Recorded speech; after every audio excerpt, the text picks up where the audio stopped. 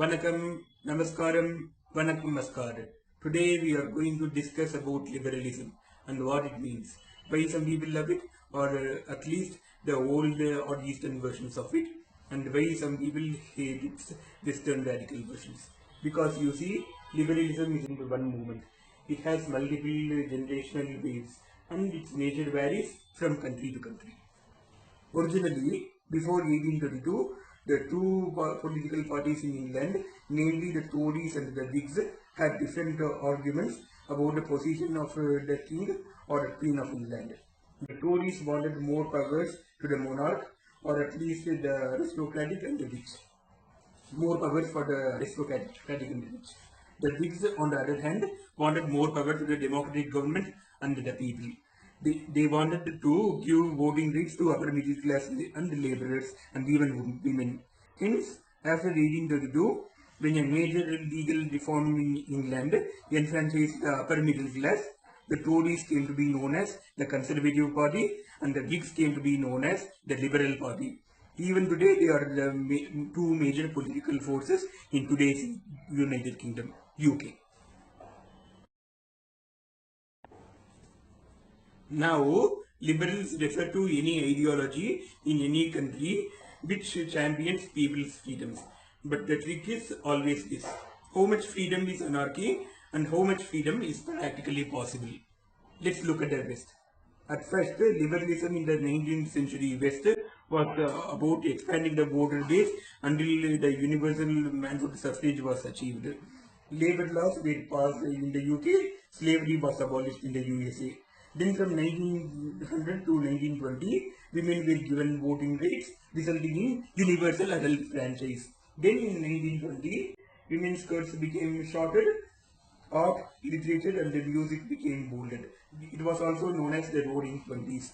Then in 1936, the modern bikini was invented. In 1949, Gertrude Moran, an American tennis player, wore a miniskirt in Wimbledon Open. Now, in the West, because of liberalism, abortion became legal, divorces became common, women got education, educated women got jobs, some women got equal pay and some women didn't. So many achievements liberalism made in the Western society. Liberalism still plays a very strong role in the Western society, even though some Westerners don't like it these days. But it was the pop culture industry, especially the Hollywood, which made it acceptable for women to dress liberally. It soon became commonplace for average women to wear shorts out in public and average women to dress in bikinis in beaches. Even though at one time all this was considered as liberalism, these days it is no longer considered liberalism. Standards change. Okay, so today there is a new wave of liberal movement in the West, which has become over obsessed with LGBTQIA+, gender fluidity, sexism, etc., which made people advocate for crazy things, etc., etc., etc. Because of all these etc., liberals are hated in today's West.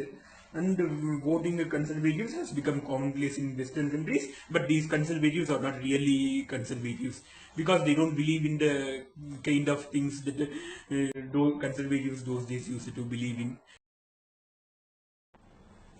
Okay, so what about India? India had been liberal even in the ancient period. We had women gurus, women getting educated, women wearing less clothing and all that even those days.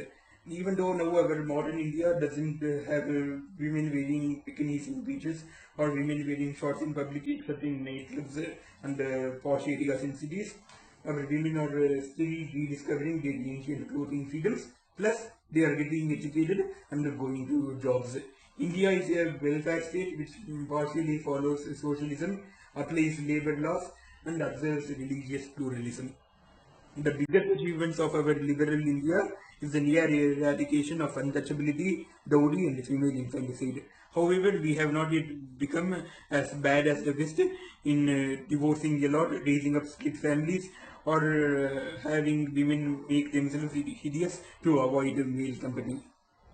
That said, we still have to make more strides in ensuring gender justice, ensuring the welfare of white collar and blue collar employees, and abolishing the caste system.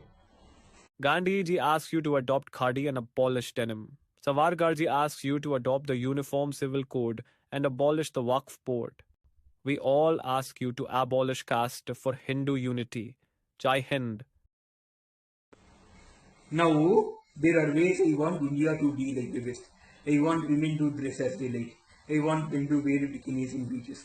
I want men to be mature and have better control of their sexual desire so that women can be safe in any state of clothing, even nudity.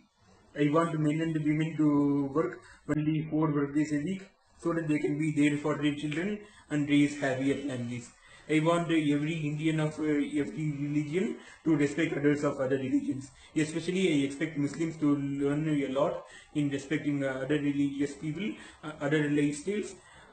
I want them to change and reform. But I don't want India to have gender-biased laws, decrease men's rights, increase divorce rates, or cause split families. I don't want the kind of extreme liberalism which says all men are bad, all whites are bad, all Hindus are bad, all Brahmins are bad, etc., etc., etc.